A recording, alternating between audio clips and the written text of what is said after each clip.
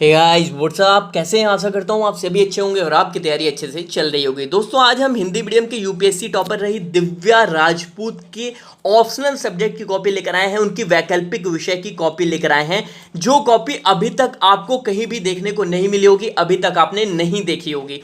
बहुत से लोगों के कैंडिडेट के मन में ये भ्रम था जो तैयारी कर रहे थे कि दिव्या राजपूत का ऑप्शनल सब्जेक्ट क्या था, उनका वैकल्पिक विषय क्या था। तो ये कॉपी इनकी हिंदी लिटरेचर की है, यानी कि उनका जो वैकल्पिक विषय था, जो उनका ऑप्शनल सब्जेक्ट था, वो हिंदी लिटरेचर था। और मैं ये बता दूं, अगर आपको यूपीएससी की परीक्षा में टॉप करना है, पास होना है, तो ये जो पेपर होता है, जो ऑप्शनल सब्जेक्ट है, जो मैं अभी आपको दिखाने जा रहा हूं, इसमें आपको बेहतर बहुत अच्छे नंबर लाने होते हैं। अगर आपको आईएएस आईपीएस यानी कि ये रैंक पानी है या फिर यूपीएससी की परीक्षा में सेलेक्ट होना है, तो आपको ये पेपर बहुत ही अच्छे से करना होगा। ठीक है, ये कॉपी पूरी चेक है, आपको मैं एक बार दिखा दूं। ये देखिए, पूरा प्रॉपर मार्क्स मिले हुए हैं, पूरी कॉपी चेक है। और ये कॉपी कैसे भी मिलेगी आपको, वो भी पूरी पीडीएफ मैं आपको प्रोवाइड कर दूंगा। वो कैसे मिलेगी मैं आपको बता दूंगा अभी। लेकिन कॉपी शुरू करने से पहले आप सभी जानते हैं दिव्या राजपूत बहुत ही आप सभी जानते हैं, थंबनेल में उनकी फोटो तो देख कर आए होंगे, वही दिव्या राजपूत हैं जिन्होंने बहुत ही आर्थिक तंगी से उभर कर इस परीक्षा को ना कि सिर्फ पास किया बल्कि हिंदी मीडियम से टॉप किया। ठीक है, किस तरह से एक गरीब परिवार से बिलोंग करती हैं और किस तरह से इनकी माँ ने कड़ी परिश्रम करके इन्हें पढ़ाया और अंततः एक बेटी ने अपनी माँ का, अपने पेरेंट्स का सपना पूरा किया और इस परीक्षा को टॉप किया, सिलेक्शन लिया, आईपीएस बनी। ठीक है, शुरू करते हैं ज़्यादा समय लेकर। ये कॉपी 149.5 मतलब 150 के आसपास नंबर इन्हें मिले हैं।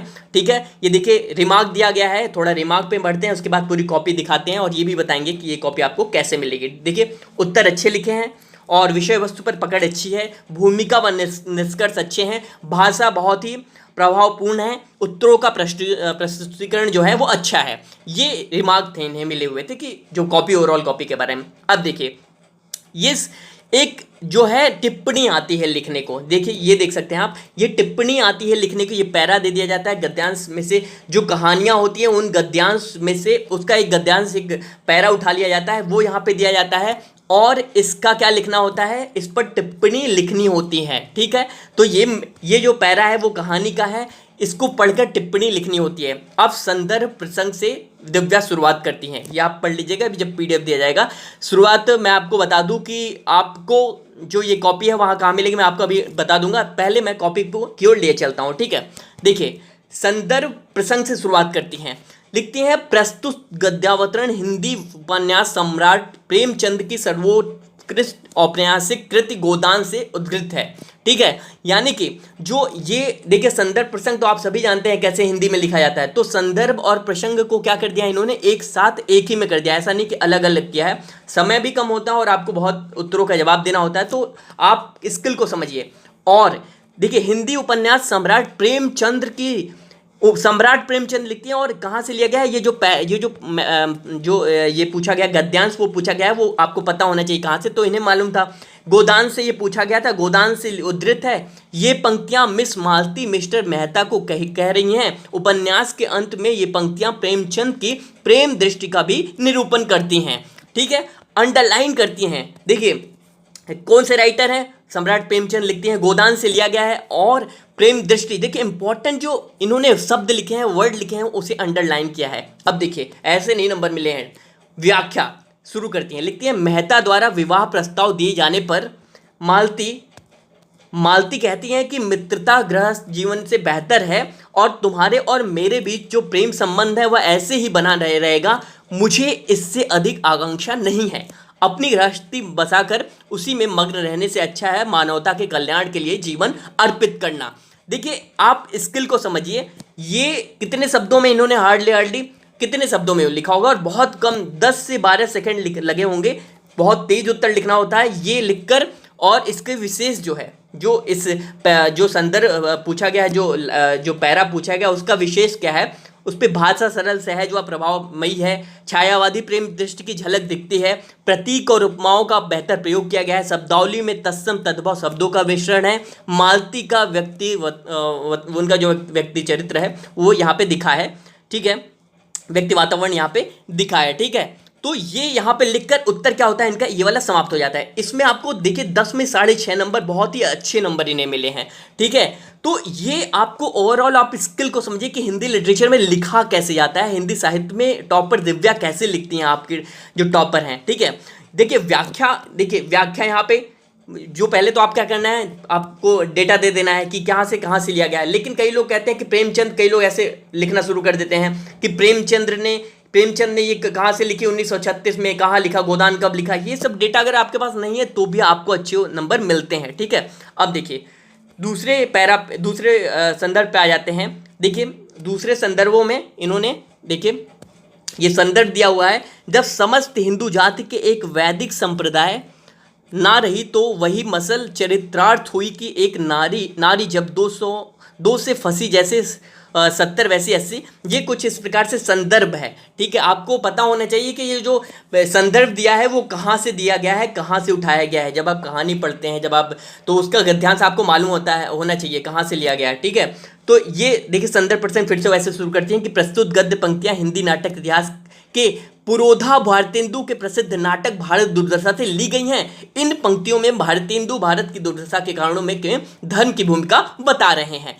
आप जैसे ग्रेजुएशन में लिखा करते थे हिंदी में, अपने आप 12वीं में लिखा करते थे, बहुत ज़्यादा हटने की जरूरत नहीं, बस स्किल को अडॉप्ट करने की जरूरत है, ठीक है। बहुत ही स्कोरिंग सब्जेक्ट है हिंदी लिटरेचर जो आपका है, हिंदी साहित्य बहुत ही स्कोरिंग सब्जेक्ट है। देखिए मैं थोड़ा स्क्रॉल करता हूँ, फिर वही विशेष लिखकर इन्होंने क्या उत्तर समाप्त कर देती है। हालांकि यहाँ पे बहुत ही कम नंबर इससे यहाँ पे इन्हें मिले हैं, ठीक है।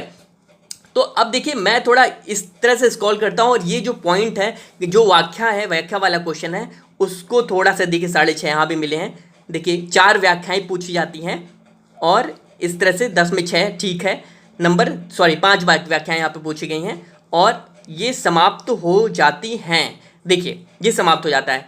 अब देखिए एक क्वेश्चन है, फिर क्वेश्चन की शुरुआत हो जाती है। व्याख्याएं तो खत्म हो गई, जो संदर्भ दिया रहता है उसकी व्याख्या करना, विशेष लिखना, वो खत्म हो गया। अब क्वेश्चन पूछा गया है, आप देख सकते हैं ये क्वेश्चन है कि अपने उपन्यासों एवं कहानियों में प्रेमचंद की बुनियादी चिंताएं अपने समय की भी हैं और भविष्य की भी हैं। इस विचार से आप कहाँ तक सहमत हैं? तर्क सहित उत्तर दीजिए। 20 नंबर का ये प्रश्न है। दिव्या टॉपर आपके हिंदी मीडियम की, वो इसका उत्तर कैसे शुरू करती हैं?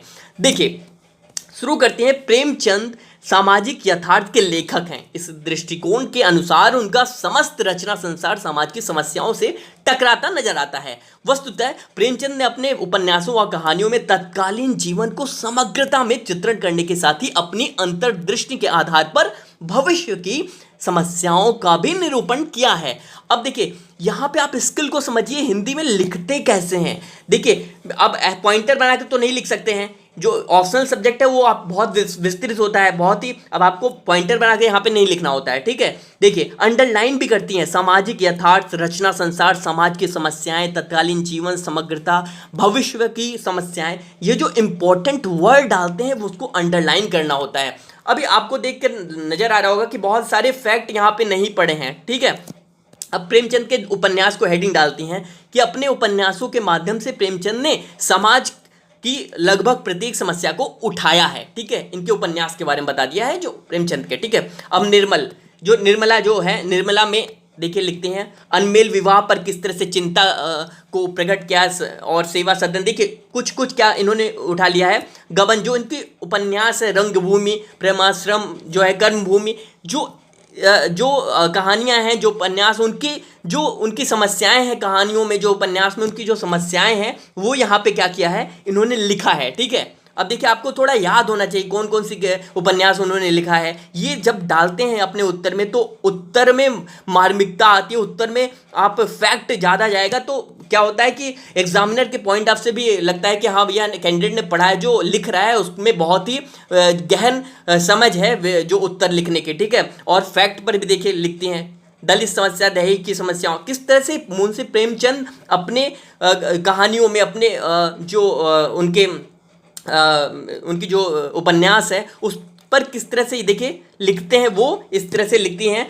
और अंततः क्या लिखती हैं, इसी प्रकार प्रेमचंद की कहानियां भी यही भूमिका निभाती हैं। अलग योजना, दूध का दाम, शतरंज के खिलाड़ी, सदगति, कफन, गुल्ली डंडा आदि में अपने समय की चिंताएं भी हैं और ईदगाह, बूढ़ी काकी के माध्यम से भविष्य की चिंताएं भी प्रकट की गई हैं, मतलब वही हैं। अब ये जो आप देख रहे हैं बूढ़ी काकी ईदगाह, ये आपको यूपीएससी के सिलेबस में हिंदी लिटरेचर जब आप पढ़ते हो तो ये आपकी कहानियां हैं, आपको वहां पढ़ने को मिलेगा। अगर आप नहीं समझ पा रहे हो कि ईदगाह क्या है, बूढ़ी काकी क्या है, इतनी सारे फैक्ट है, इतनी सारी कहानियां हैं, वो कहाँ मिलेंगी, वो आपके सिलेबस में है। बाकायदा इसकी किताबें आती हैं, वो आपको पढ़ने को मिलेंगी, कुल 9 किताबें आपको पढ़नी होती हैं, ठीक है। तो इस तरह से आप देखिए लिटरेचर जो है वो देखिए 20 में 12.5 नंबर, जी बहुत ही अच्छी स्कोरिंग है, बहुत ही अच्छे स्कोर किए थे इन्होंने। और इस पेपर में इन्होंने देखिए कुल कितना मिलता है, 250 में कुल कितना मिला है, लगभग 150 नंबर मिले हैं। तो ये बहुत अच्छे मार्क्स हैं, यानी कि पेपर 2 ऑप्शनल का पेपर होता है, पेपर 1, 2, तो ये पेपर 2 है, पेपर 2 में 150 नंबर मिले हैं इन्हें। और 150 अगर मान के चले अगले पेपर में मिल जाए तो 300 प्लस नंबर जा रहे हैं, और 300 नंबर बहुत अच्छे होते हैं ऑप्शनल में, ठीक है।